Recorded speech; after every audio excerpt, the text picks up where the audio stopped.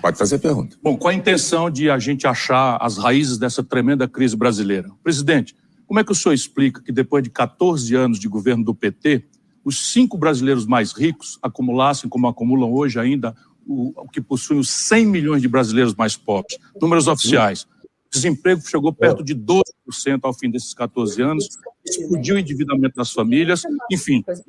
E é isso que o senhor deseja repetir, se tiver a aventura de presidir novamente o Brasil? Ô Ciro, você poderia começar a fazer essa pergunta de outra forma.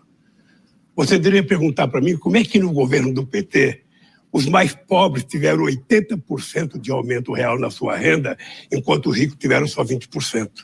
Você poderia perguntar como é que nós geramos 22 milhões de empregos. Você poderia perguntar como é que nós aumentamos o salário mínimo em 77% no período que eu fui presidente da República. Você poderia perguntar por que nós fizemos reforma agrária e colocamos 52 milhões de hectares de terra à disposição do assentamento de 70 mil famílias. Por que nós criamos os programas de inclusão social que você cansou de elogiar quando você participava do governo? Eu participei do governo e me afastei justamente por conta das contradições graves de economia, você sabe bastante bem disso, e a mais grave ainda as contradições morais.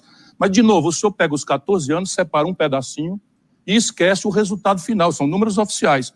O senhor concentrou na mão, o PT concentrou na mão de 85% das transações financeiras na mão de 5 bancos, impôs a maior taxa de juros do planeta Terra, o que destruiu a economia popular, 6 milhões de empresas estão no Serasa, e arrebentou o crédito das famílias. Quando acabou o período do PT, 63 milhões e 400 mil famílias estavam humilhadas no SPC e no Serasa. A grande questão é, ficar falseando um período do tempo e não prestar contas gerou a tragédia do Bolsonaro. Porque se fosse verdade essa montanha de coisas boas, por que o Bolsonaro, essa tragédia que aconteceu com o Brasil, foi eleito depois do PT?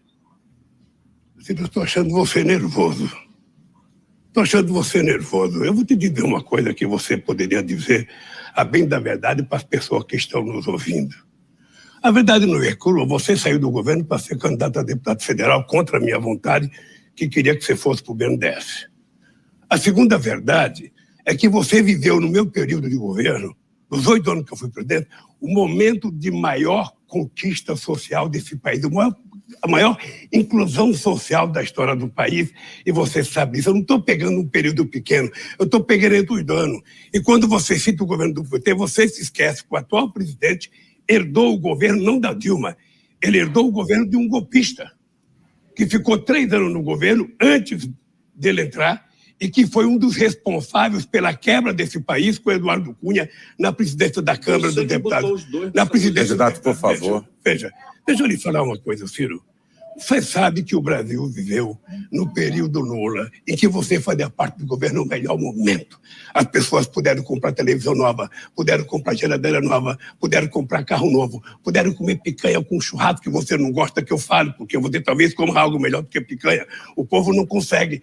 As pessoas conseguiram viajar de avião. Muita gente de classe média dizia que o aeroporto estava virando uma rodoviária de tanta gente que entrava. Então, Ciro, a verdade não é crua.